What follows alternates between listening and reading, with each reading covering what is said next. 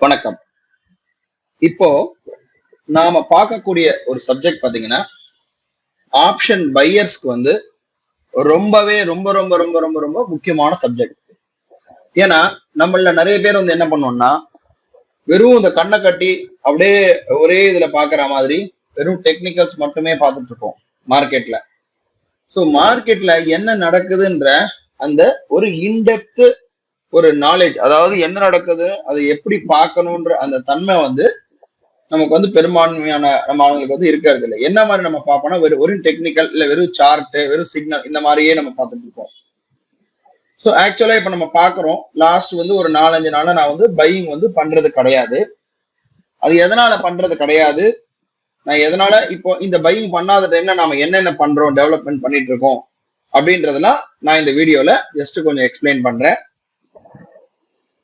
நமக்கு எல்லாருக்குமே தெரியும், நான் ஒரு வீடியோல ஒரு 4 தடவையாவது இந்த பதத்தை இந்த வார்த்தையை நான் பயன்படுத்துறேன். Vicks, India Vicks. India Vicks இப்ப எதுல இருக்குன்னு பாத்தீங்கன்னா 12, 10 இந்த மாதிரி இதுல அகைன் இருக்கு. ஸோ இந்தியா விக்ஸ் தான் ரொம்ப முக்கியம். வொலாட்டிலிட்டி மார்க்கெட்ல ஒரு பொருள் நல்லா மேலே ஏறி நல்லா கீழே இறங்கி ஒரு மூவ்மெண்ட் கொடுத்தாதான் அதுல 4 காசு நம்மளும் பார்க்க முடியும். இப்போ மூவ்மெண்டே இல்லாம இருந்ததுன்னா நமக்கு ரொம்ப கஷ்டம். இப்போ பல பேருக்கு இந்த இந்தியா விக்ஸ் புரியறது இல்லை. இந்தியா விக்ஸ் சொல்றாரு அப்படின்னா என்ன, இத உங்களுக்கு எளிமையா விளக்கறதுக்காக தான் நான் ஒரு சின்ன ஒரு கான்செப்ட, அதாவது ஒரு கால்குலேஷனை இந்த வீடியோல சொல்றேன். நல்லா புரிஞ்சுக்கோங்க. இப்ப நான் என்ன பண்ணிருக்கேன்னா பேங்க் நிஃப்டியுடைய ஃபியூச்சர் சார்ட்டை டெய்லி டைம் ஃப்ரேம்ல மாத்தி வச்சிருக்கேன். நம்பர் 1. நம்பர் 2, இந்த கீழே நம்ம ஏடிஆர்னா நிறைய மக்களுக்கு தெரிஞ்சிருக்கும், ஆவரேஜ் ட்ரூ ரேஞ்ச். அதாவது ஆவரேஜா ஒரு பேங்க் நிஃப்டியுடைய ஹை அண்ட் லோ உண்டான இடைவெளி எவ்வளவுன்றத கால்குலேட் பண்றதுதான் ஆவரேஜ் ட்ரூ ரேஞ்ச் ஒரு குறிப்பிட்ட பீரியடுக்கு. உதாரணத்துக்கு ஹை அண்ட் லோ எவ்வளவு இருக்குன்னு பாத்தீங்கன்னா, ஒரு ஹைக்கும் லோக்கும் டிஃபரன்ஸ் ஒரு 500 பாயிண்ட் மூவ்மெண்ட் கொடுக்குது அப்படின்னா ஆவரேஜா அதனுடைய ரேஞ்ச் 500, ஏடிஆர் 500ன்னு நம்ம சொல்லலாம். சரியா? இந்த அடிப்படையில நாம இன்ட்ராடே பண்றதுக்காக என்ன பண்றோம் அப்படின்னா, ஏடிஆர் நார்மலா இந்த கால்குலேஷன் எடுக்கிறதுக்கு 14 நாட்களுடைய ஏடிஆர் எடுப்பாங்க மார்க்கெட்ல. 14 நாட்கள். நான் என்ன பண்றேன் அப்படின்னா வெறும் 5 நாட்களை எடுத்துக்கிறேன். பீரியட் எவ்வளவு நாள்? 5 நாள். எதனால 5 நாள் எடுக்கிறேன்னா, மார்க்கெட்டுடைய டேஸ் எவ்வளவு டேஸ் இருக்கு? திங்கள், செவ்வாய், புதன், வியாழன், வெள்ளி. ஒரு வாரத்துக்கு 5 ஒர்க்கிங் டேஸ், 5 மார்க்கெட் டேஸ்ன்றதுனால 5 நாள் எடுக்கிறேன். டிஃபால்ட்டா இதுல 2 வாரம் 7 நாள் கணக்குல எடுப்பாங்க. பட் அது தேவை கிடையாது. இன்ட்ராடே பிளேயருக்கு 5 நாள் இருந்தாலே போதுமானது. இப்போ நமக்கு என்ன உண்மை நமக்கு தெரியுது அப்படின்னா, ஒரு நாளைக்கு மார்க்கெட், அதாவது ஆவரேஜா ஒரு 5 நாள், லாஸ்ட் 5 நாள்ல மார்க்கெட்டுடைய ஆவரேஜா ஒரு நாளைக்கு ரேஞ்ச் எவ்வளவு இருக்குன்னு பாத்தீங்கன்னா, ரேஞ்ச்ன்றது என்ன? ஹை லோவுக்கும் உண்டான இடைவெளி. அப்பு அண்ட், அதாவது மார்க்கெட்டோட ஹைக்கும் மார்க்கெட் லோ எவ்வளவு போடுதுன்னு பாத்தீங்கன்னா, ஆவரேஜா 365 பாயிண்ட் மட்டும்தான் மார்க்கெட் ஹை அண்ட் லோ போகுது. அவ்வளவுதான் போகுது. 365 பாயிண்ட்குள்ளதான் மார்க்கெட் சுத்திட்டு இருக்குன்னு அர்த்தம். ஆனா மார்க்கெட் எங்க இருக்கு? 44,000 இருக்கு. கிட்டத்தட்ட மேக்சிமம் ஹை எவ்வளவு இருக்கோ அந்த ஹைல ட்ரேட் ஆயிட்டு இருக்கு மார்க்கெட். ஆனா நம்ம பார்த்தா பெரிய 44,000 இருக்க மாதிரி தெரியுது. ஆனா ஆவரேஜா எவ்வளவு மூமெண்டம் இருக்கு? 365 பாயிண்ட் இருக்கு. இதே ஒரு மார்க்கெட் லோவா இருக்கும் போது டைம் எவ்வளவு இருக்கு? உதாரணத்துக்கு இந்த போன வருஷம் இந்த டைம் எல்லாம் பார்த்தோம்னா, சாதாரணமா நீங்க பாருங்க, மார்க்கெட்டுடைய ரேஞ்ச் எங்க இருக்கு? வெறும் 32,000, 30,000 இந்த ரேஞ்சில எல்லாம் மார்க்கெட் ட்ரேட் ஆகும் பொழுது, 33,000 ட்ரேட் ஆகும் போது அதனுடைய ஆவரேஜ் ரேஞ்ச் இங்க பாருங்க எவ்வளவு இருக்கு? 733 பாயிண்ட் இருக்கு. நீங்க இங்க எல்லாம் பார்க்கலாம், 800, 700, 600, 700ன்னு இருக்கு. சரிங்களா? 33,000, 35,000 இருக்கும்போது. ஆனா மார்க்கெட் இப்ப 44,000 இருக்கும்போது இதனுடைய மொமெண்டம் எவ்வளவு இருக்கு? ஆவரேஜா ஹை அண்ட் லோ எவ்வளவு ரேஞ்சில ட்ரேட் ஆகுது? வெறும் 300 பாயிண்ட் கூட மொமெண்ட், 365 பாயிண்ட் தான் மொமெண்டம் கொடுக்குது. சரி, இந்த மொமெண்டம் நியாயமான மொமெண்டமா?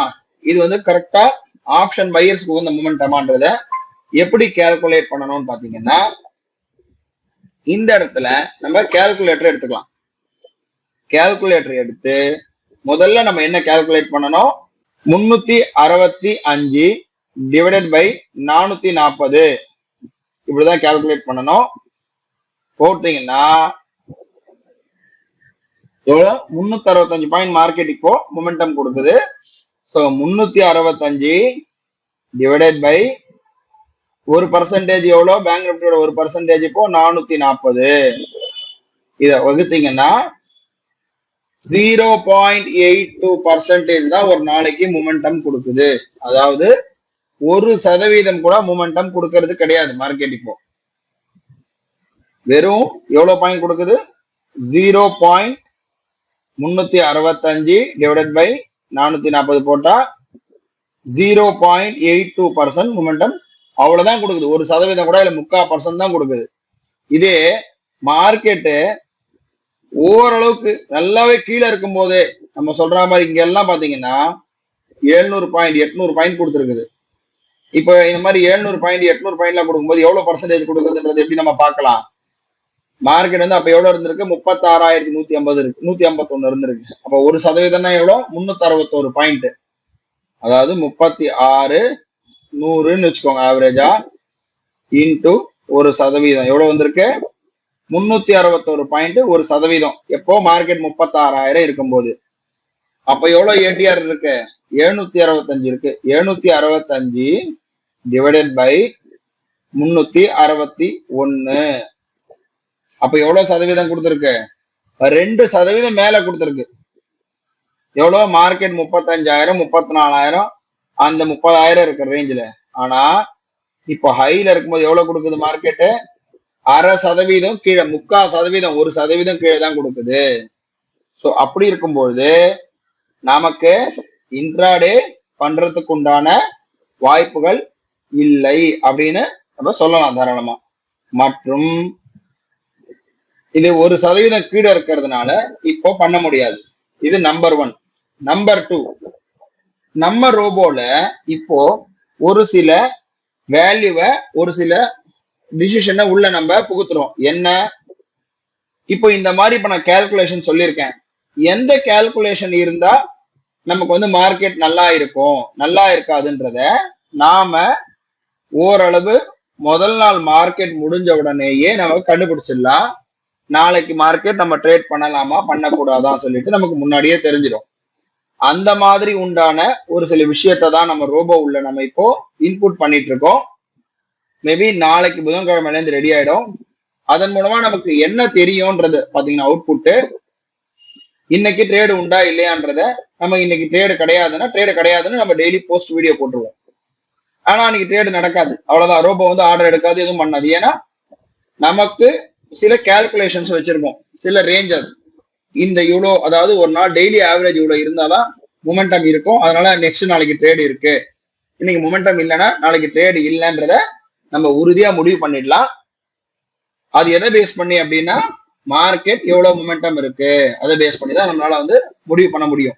உதாரணத்துக்கு இப்ப இருக்க சூழ்நிலையில 365 பாயிண்ட் தான் மொமெண்டம் இருக்கு ஆவரேஜா.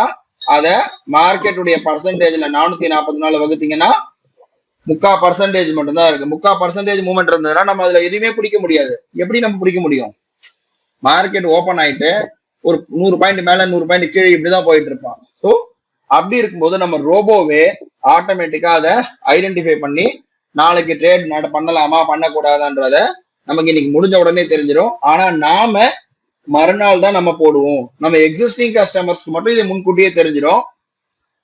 நம்ம எக்ஸிஸ்டிங் கஸ்டமருக்கு முன்கூட்டியே நாளைக்கு நீங்க பண்ணலாமா பண்ணக்கூடாதான்றத ரோபோ வந்து ஆட்டோமேட்டிக்கா, பண்ணக்கூடாதுன்னா ரோபோவே ஆட்டோமேட்டிக்கா வந்து நமக்கு ட்ரேட் இனிஷியேட் பண்ணாது. இதுதான் கான்செப்ட். இந்த கான்செப்டை பத்தி முழு விளக்கத்தை வந்து நம்ம எக்ஸிஸ்டிங் கஸ்டமர்ஸ்க்கு உண்டான டெலிகிராம் சேனல்ல பர்டிகுலரா நம்ம போடுவோம். அதை பார்த்து இன்னும் மேலும் தகவலை தெரிஞ்சுக்கோங்க.